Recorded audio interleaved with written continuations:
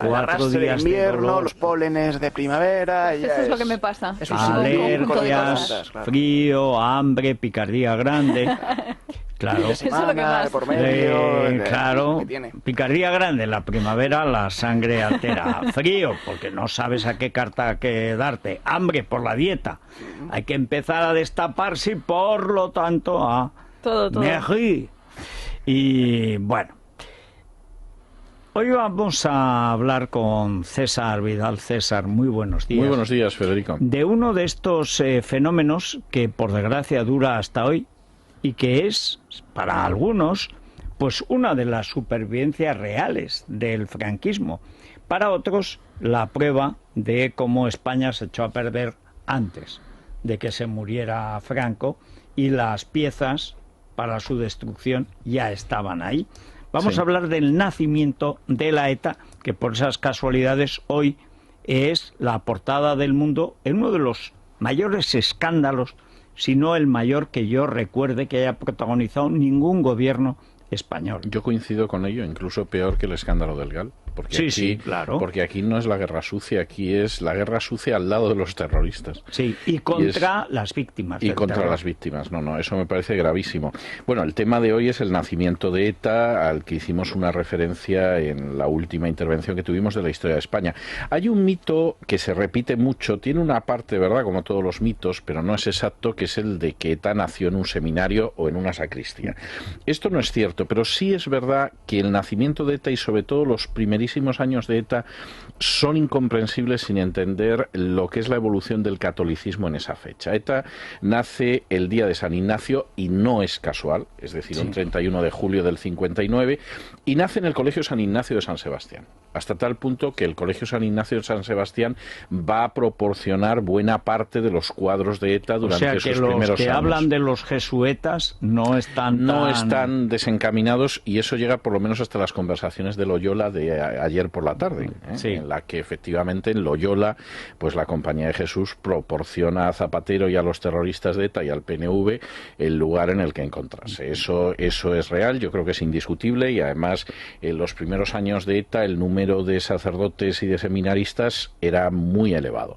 También es verdad que en esos momentos ETA es una organización bastante gelatinosa, es decir, no está del todo establecido hacia dónde va a ir. Inicialmente no sabían ni cómo se iban a llamar. Inicialmente ellos pensaron en llamarse Aberritas Catasuna, que significa patria y libertad, pero claro, las siglas de Aberritas Catasuna es ATA, que significa en vascuence pato.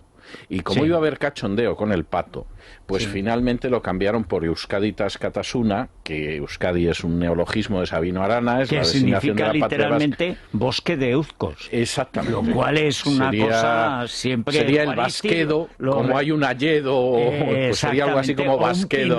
Exactamente, o el Bascar, o algo así. Sería Sí, la chopera, algo la así. basquera. Era algo así, sí, sí. esa sería la idea. Entonces, bueno, pues en principio hay mucha gente que procede del PNV, y de ahí la visión eclesial desde un principio. Y además, de hecho, ETA tiene tan poco claro por dónde está, que en el año 61 establecen contacto en París con la CIA.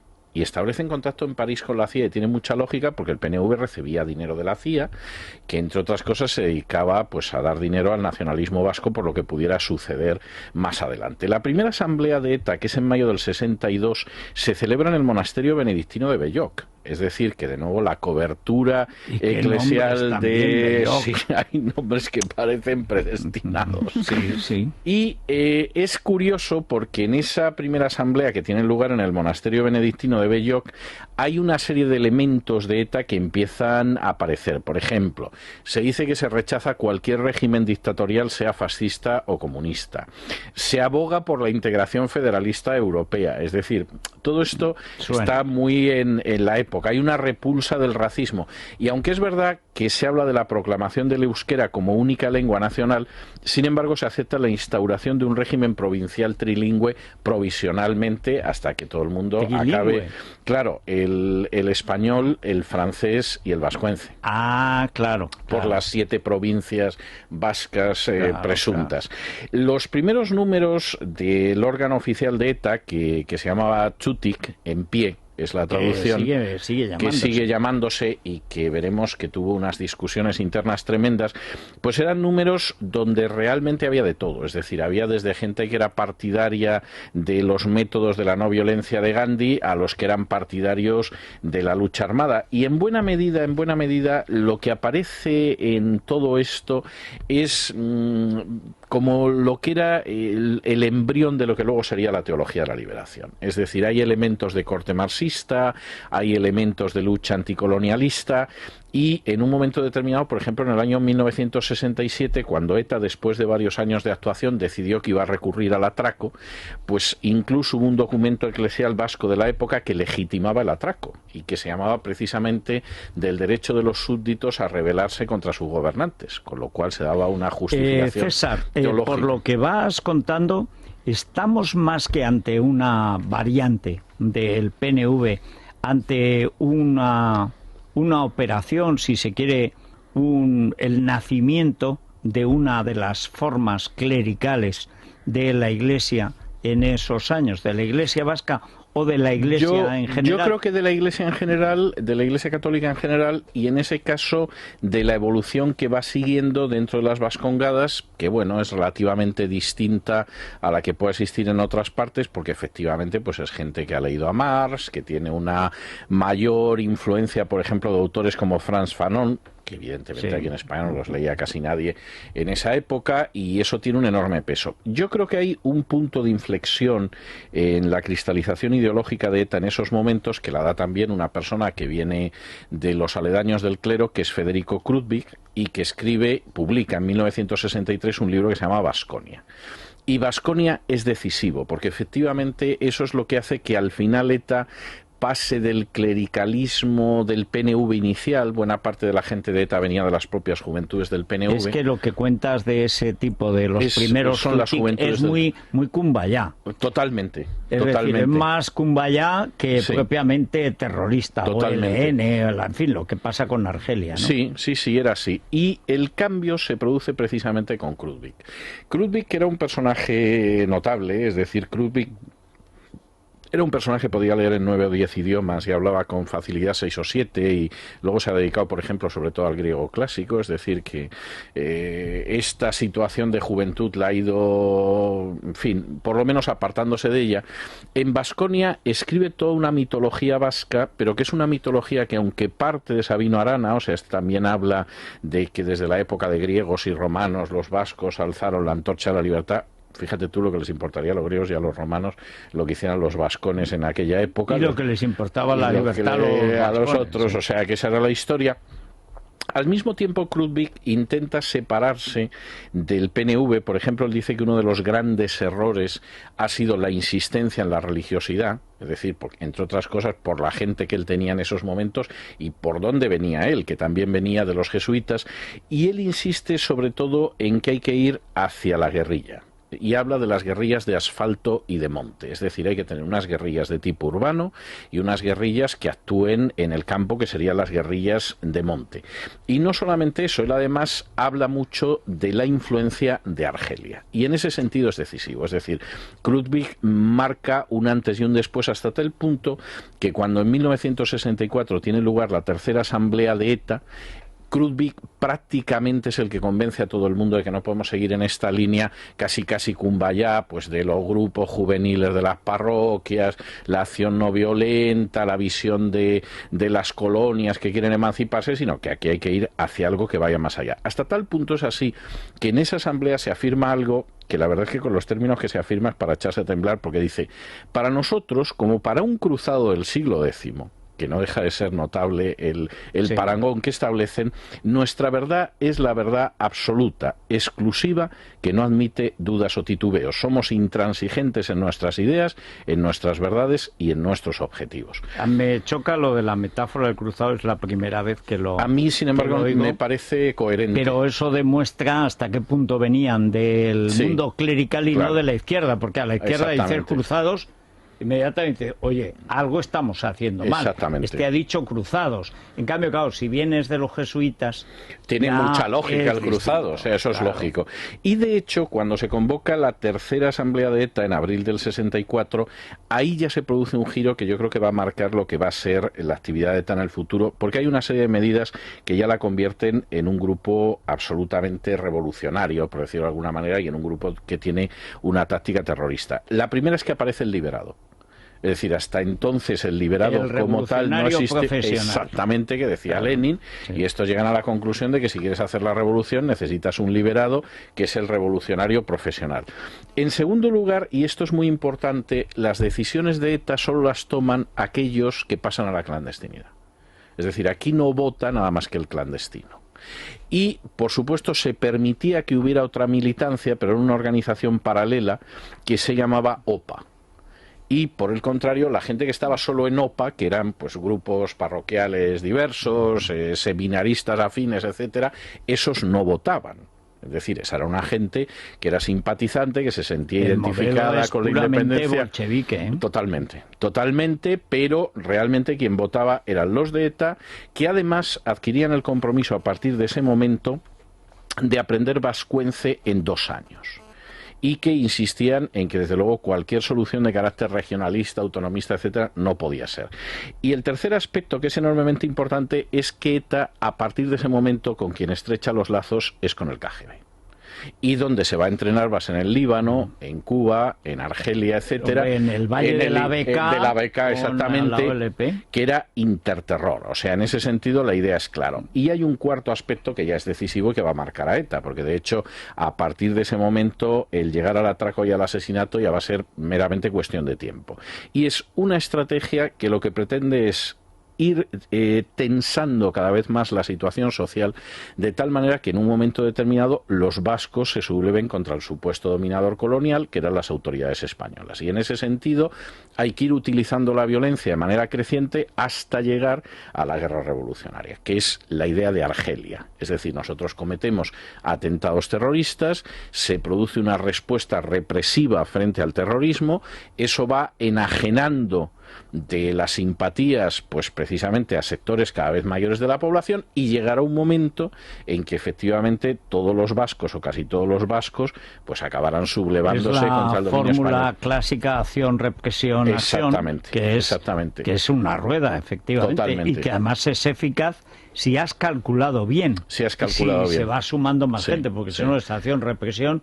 Y se acabó. Y cualquiera que vea, por ejemplo, la batalla de Argel, pues comprenderá cuáles eran los sueños de Krutwig y de sus amigos. Por supuesto, en toda esa historia, la autonomía no resultaba aceptable, y esto ETA lo tuvo siempre claro, y cualquiera que piense que, en fin, el techo autonómico, subiéndolo más, pues puede convencer a ETA, está empeñado en creer que los pájaros maman, y tampoco, y esto es algo que ETA ha mantenido durante décadas y que lo deja muy claro en esa tercera asamblea, tampoco se puede pensar en un abandono de la violencia hasta llegar a todos los objetivos. Es decir, la garantía de que se avanza hacia la independencia y la anexión, además de las 4 provincias francesas, es que se utiliza la violencia, y por lo tanto, si no se consigue ese objetivo, las 3 provincias francesas, quería decir, y Navarra, si no se consigue ese objetivo, pues evidentemente la violencia no se puede Hay abandonar. Una frase clave en el marxismo de la época, profundamente leninista, que es hasta el final. Exactamente. La frase hasta el final quiere decir que hay que matar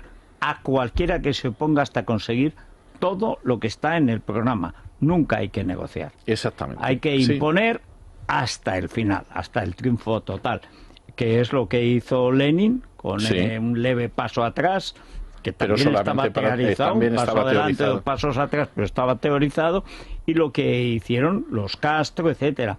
Creo que en la Intercontinental ya está la ETA, o por lo menos alguien que la representa, con el Che Guevara en La Habana. Efectivamente, es que esos primeros años 60 son los que prefiguran la izquierda. Totalmente. Y luego se habló de que precisamente la ETA que deja las armas es la ETA PM, que es la que más relación había tenido con los soviéticos. Bueno, porque ahí se produce también otro fenómeno que es muy importante y que se nota desde el principio, y es el sector más inclinado hacia la izquierda, Y de hecho hay un elemento muy claro en relación con los números de Chutik. Hay el sector que se inclina más hacia la izquierda y que en un momento determinado piensa que la liberación del pueblo vasco no puede ir separada de la liberación de los españoles de una dictadura fascista, etcétera, etcétera, etcétera. Y el sector que considera que efectivamente, claro, la revolución es importante, pero lo importante es el proceso independentista vasco, hasta tal punto que hay un cruce de comunicaciones en esa tercera asamblea en el que uno de los partidarios de la línea que ha sido la típica de ETA desde inicios de los 60, de independentismo revolucionario izquierdista, etcétera, llega a calificar a Chutik literalmente de puta mierda españolista. Por la sencilla razón de que en Chutik, pues algunos pensaban que, en fin, la emancipación de la clase obrera estaba por lo menos a la misma altura que la emancipación de la colonia vasca. Las escisiones de ETA siempre siguen el mismo patrón. La línea más izquierdista se separa de la más nacionalista y pierde. Porque la fuerza, curiosamente, a lo mejor las masas, por decirlo así, vienen de la izquierda, pero la fuerza ideológica siempre la mantienen los nacionalistas. Y ahí el peso también del clero vasco es indiscutible. Que también se divide. Que también, bueno, que mayoritariamente es nacionalista más que izquierdista, aunque hay casos en que se producen las dos cosas. Y de hecho es curioso que en uno de los... Yo he estado leyendo algunos de los números de Chutik este fin de semana revisando todo esto. Y concretamente hay uno de los números de Chutik en el que uno de los que califica de esa manera al sector obrerista, por llamarlo izquierdista, de Chutik llega a decir, y estáis equivocados, porque de hecho en estos momentos ya el obispado de San Sebastián solo está ordenando a sacerdotes que son euskaldunes.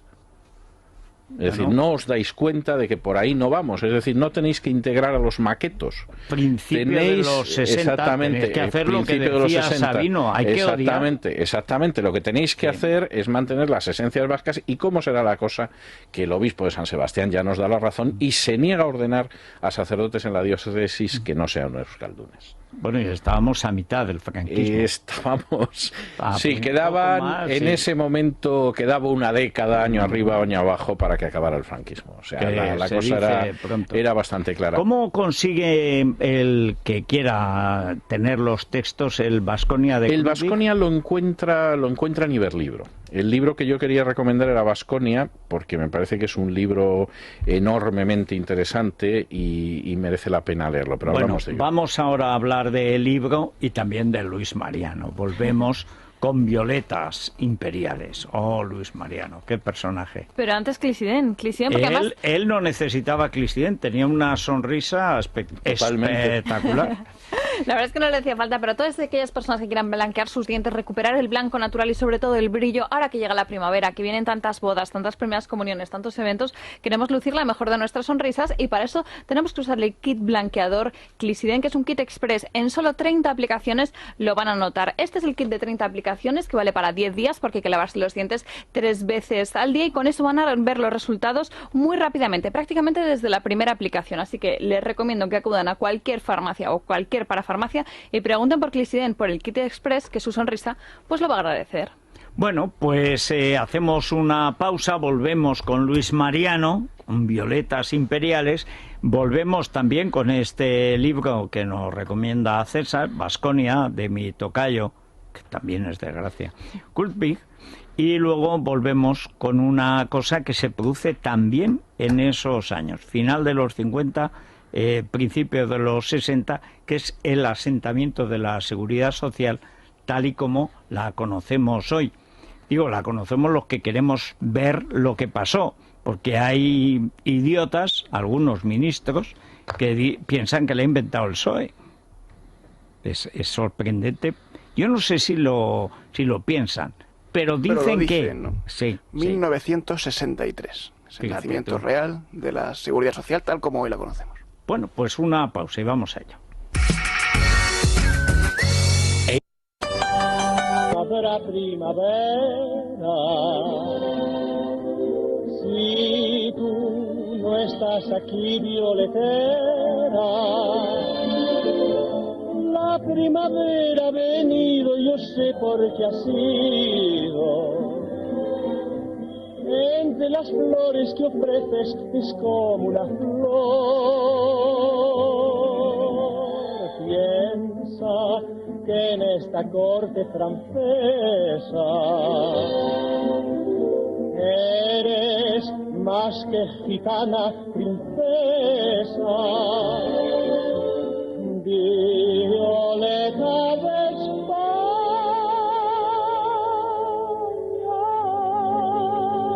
tú en tierra extraña vives para el recuerdo de aquel amor. Yo tuve un ruiseñor que llegó a suspirar. ¿Para qué quiero amor si nadie me va a amar? Ramito de violetas que luzca en el ojal, me siento emperador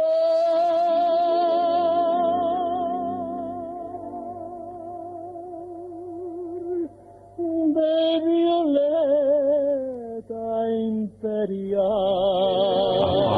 Papachum. Tenía una voz muy hermosa, era el rey de la opereta francesa, Sí. hay que decirlo. De hecho, casi todas las canciones... Lo de opereta no es despectivo. No, es no, que en se absoluto. dice Es así, que el era género era la opereta, la opereta. Y de hecho él cantaba habitualmente en francés y luego traducían al español sus canciones como esta, que por cierto, la versión de la película, Violetas Imperiales, la protagonista era Carmen Sevilla y de curioso... quien también se enamoró como todo el mundo. Como todo el mundo, sí, porque, bueno, tengo que decir, por terminar de comentar esto, que la película, por supuesto, en Francia salió con las canciones en francés y en España con las mismas canciones en español, porque muchos de los éxitos se traducían. Y hay que decir que Luis Mariano, que era vasco y muy vasco y vivía en el País Vasco francés, aunque él era originalmente español, tenía muy mala fama, que yo creo que se había creado por la envidia de que era un personaje, como decían, de la cáscara amarga.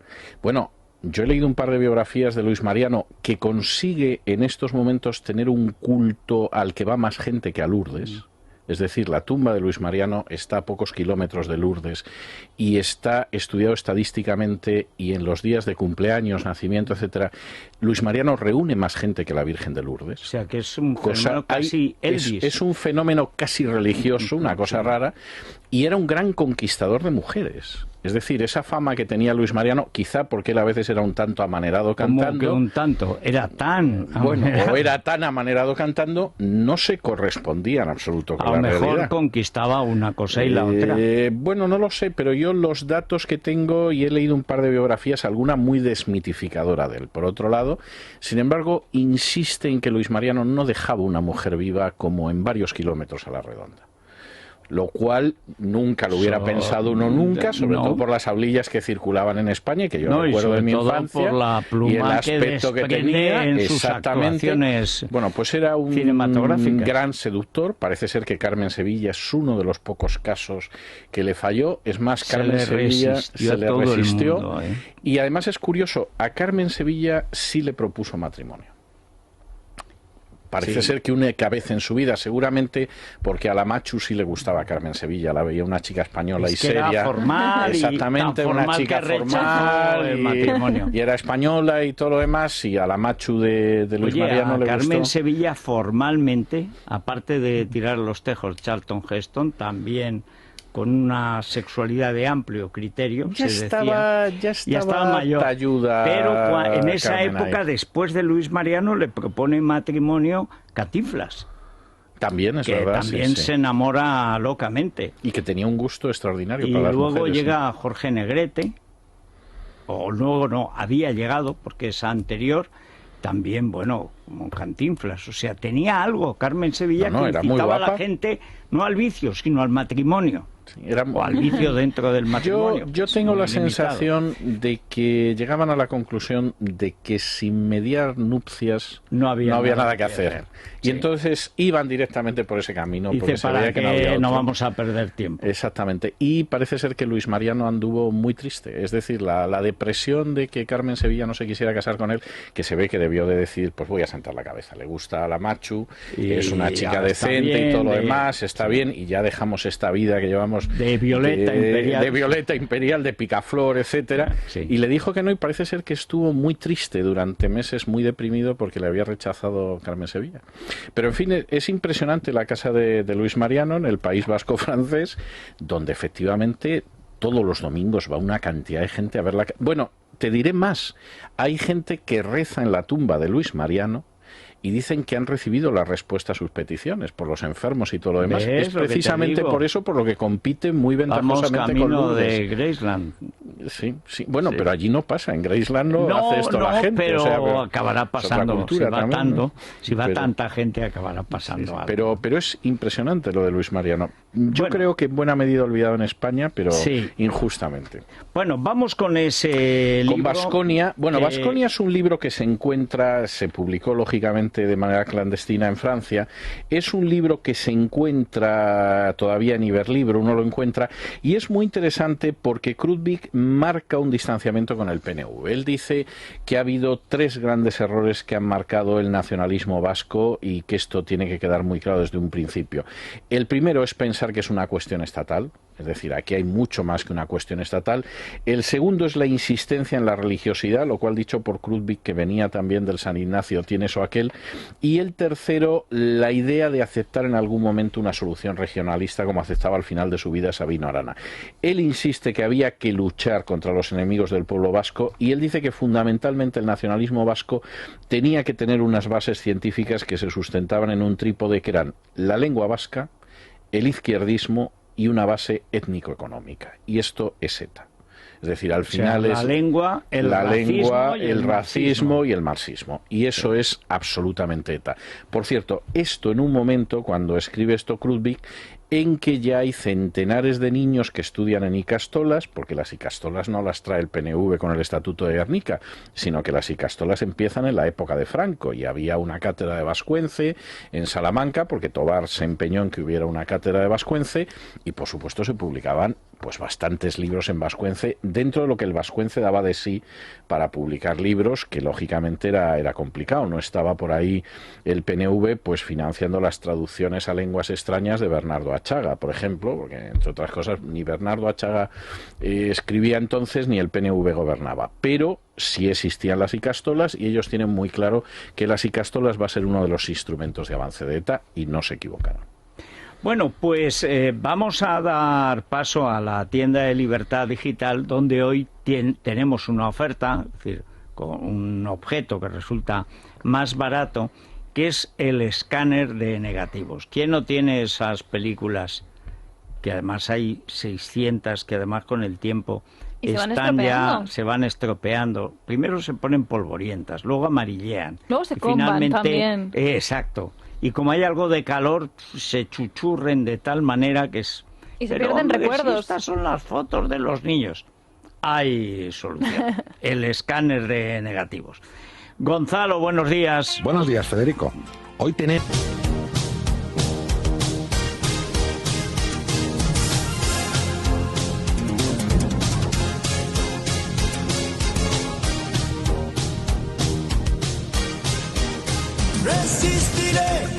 Erguido frente a todo. Bueno, resistamos la demagogia ambiental y hablemos de la seguridad social de verdad, la que fue, no la que cuentan ahora que fue. ¿De cuándo nace? Realmente hemos dicho antes que nace en 1963, con una ley, la segunda ley sanitaria más importante de la historia de España. La primera fue la de Sagasta del 98, de 1898, que también tiene mucho que ver con esta de 63, ahora explicaremos por qué. Ahí es donde se sientan las bases, en ese 1963, del sistema de seguridad social que hoy conocemos, es decir, un sistema solidario, que no es autofinanciado, que uno no se paga su futura pensión, ni su sanidad, sino que es solidario. Que depende, depende del Estado. Depende del Estado, que tiene unos presupuestos, porque en esta ley del 63...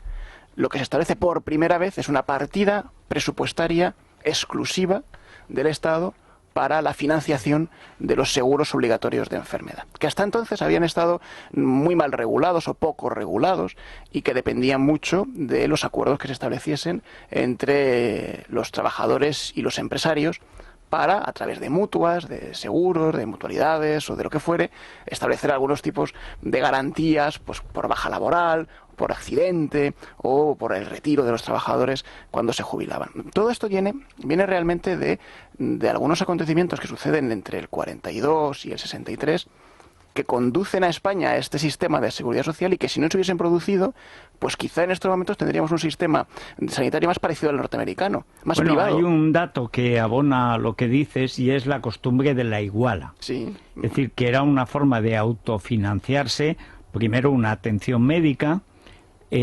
También hay que decir que en primer lugar es las inyecciones, las visitas médicas que se establecen en el campo. Se hubiera establecido con mayor, digamos, entidad, porque claro, en el pueblo es fácil. La iguala hay un médico y un practicante, claro. Y la iguala se le paga tanto al año por lo que te pase. Que no te pones enfermo, no vas. Que te pones enfermo 10 veces, vas 10 veces y no te cuesta más ni menos porque has pagado la iguala, como popularmente pues se si conocía. Nos remontamos a los auténticos orígenes de este sistema de igualas, para todos aquellos que sigan pensando que la seguridad social la inventó Felipe González, los orígenes están en Alfonso X el Sabio.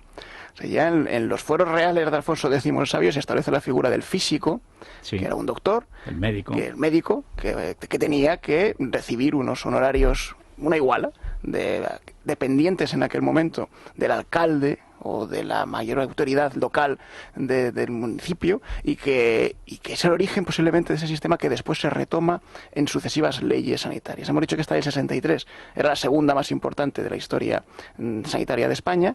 La primera es esa de Sagasta en 1898, que por primera vez establece la obligatoriedad de la colegiación de los médicos. Los médicos tienen que actuar bajo un colegio profesional, y establece la obligatoriedad de que los empresarios, los empleadores y los trabajadores suscriban algún tipo de acuerdo para establecer seguros. El primer seguro que se establece es un seguro de accidentes, claro. Y después llega la famosa ley Dato, que sería otra de las leyes importantes. Eso te iba a decir, que en buena medida es el que marca ya la decisión, porque ya no es solamente una cosa de Sagasta, de liberalismo progresista, sino que ya es la puesta en marcha desde los conservadores como dato de un sistema, podríamos decir, más solvente. Sí, de un sistema organizado, por más mínimamente organizado, porque todavía no está organizado del todo, ¿no? El primer seguro que se establece es el seguro precisamente de accidente de los trabajadores bajo la ley Dato, y el segundo un seguro maternal. Ya entonces, sí, en 1900, se establece un seguro para que las mujeres trabajadoras que tenían hijos tuviesen una cobertura mínima durante el cuidado de las criaturas. Y es una forma de organización de la seguridad social o de los seguros sanitarios muy parecidos a las famosas Krankenkassen alemanas que estableció, sí, Bismarck. Una forma muy poco organizada por parte del Estado, más liberal, y que no tiene nada que ver con lo que al final hemos tenido que tenía además un elemento muy católico de amparo social a, por ejemplo, las que se quedaban viudas o con hijos, la que se quedaba huérfana, para que no acabara teniendo que, sí, ejercer la prostitución de una u otra manera, vamos, de la única manera que se ejercía. Y entonces para eso también se quería garantizar la posibilidad, primero, de que un accidente que priva a una casa del cabeza de familia, pues no lleve inmediatamente a las mujeres de esa familia a esto. Y luego, conforme se va adelantando y mejorando, incluso a la redención de las que caen, que es lo que hace la Madre Sacramento. Son fenómenos muy del catolicismo de entonces, el primer catolicismo social, que entronca con el clásico de los hospitales de, sí, los Reyes Católicos, que más ya no cabe. Y que parten casi pues son muy espontáneos, sí, muy sí, individuales, con sus luces y sus sombras, claro, por ser tan espontáneos y tan poco organizados, también tenían sus injusticias.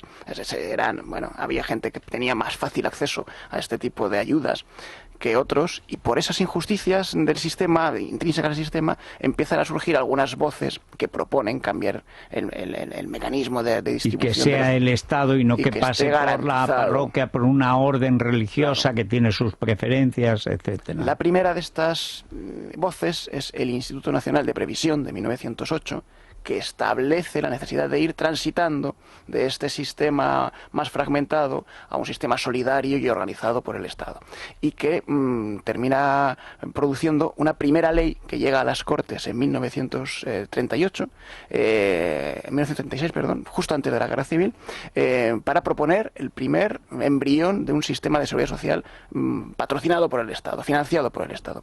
Pero la Guerra Civil paraliza esa. Es muy esa curioso que pasa todos los años de la República y los gobiernos de izquierda no han hecho nada en ese ámbito. Desde luego nada comparable a lo que en la Restauración hacen los gobiernos de izquierda liberal y de derecha conservadora, democrática o liberal conservadora, como pasa con Dato, ¿no? Pues aquello que pudo haber sido y no fue. Y luego, perdón, sí. una cosa, y los dispensarios, que son más de la dictadura de Primo de Rivera, que también es una época en la que hay un gran desarrollo ya estatalista. Sí, totalmente, que tiene mucho que ver con la llegada de algunas epidemias muy graves, un aumento de la malaria, de la tuberculosis, los medicamentos contra la tuberculosis precisamente. No había otra forma de dotar a la población de ellos que no fuese a través de estos dispensarios organizados desde el Estado, ¿no?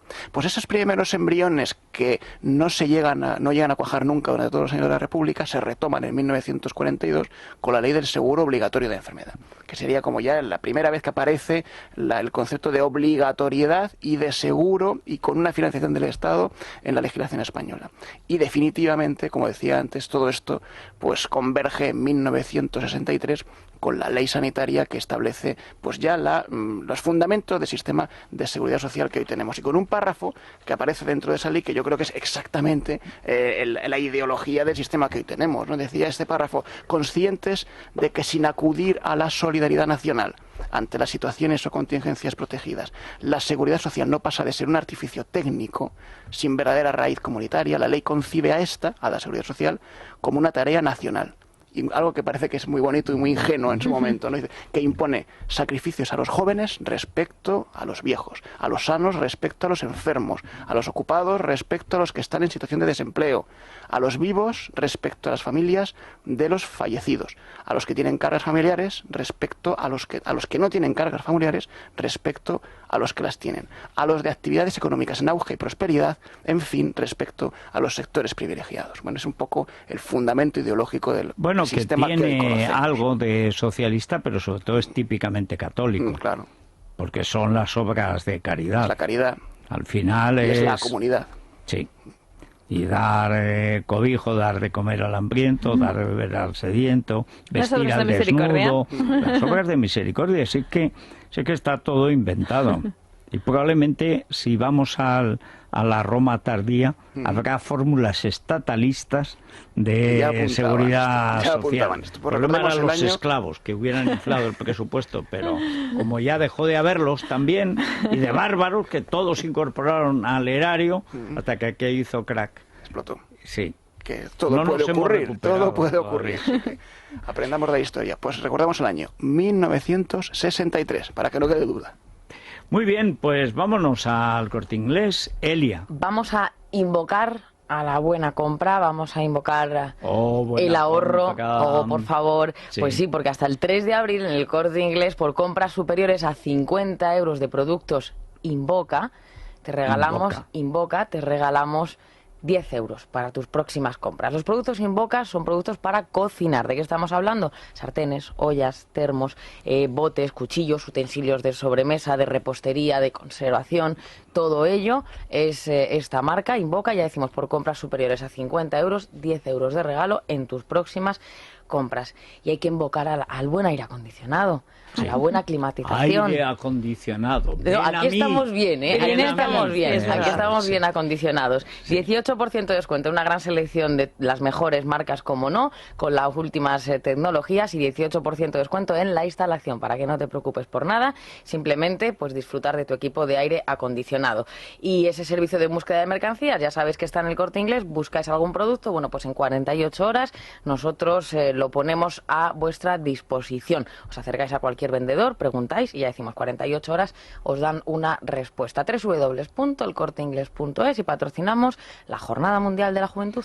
Me alegra mucho. ¿Has visto Single and Fabulous? Soltera y fabulosa, sí, Celia Rodríguez. Sí, es que es verdad, es que es verdad. Sí. Se ha quedado de una pieza. Bueno, vamos a ir a las noticias de las 11 y luego, ¿en qué me pasa, doctor? Vamos a abordar algo que nos han pedido de muchas maneras. A raíz de lo de Fukushima, que probablemente es la mayor estafa desinformativa desde la, iba a decir la guerra, desde la de Libia, paralelamente a la de Libia o del Golfo o de lo que quieran, bueno, pero hay una gran desinformación. Afortunadamente los periodistas se han ido a Libia a otros sitios y han dejado de tocar las narices. Pero han dejado sembrado una gran inquietud. Primero, ¿qué es eso de las radiaciones nucleares? Segundo, más peligroso, ¿es verdad que los rayos X son radiaciones igual que la de las centrales nucleares? Si sí, si no, ¿cuál es la diferencia? ¿En qué consisten? Bueno, pues vamos a abordarlo con el doctor Enrique de la Morena, primero para contar lo que es y después para quitarle el susto a mucha gente que lo tiene sin ningún motivo. Lo de regenerar la casta periodística está fuera de nuestro alcance. Aparte que algunos no tienen regeneración posible. Tienen una solución, pero no yo no la puedo plantear aquí. Vamos ya.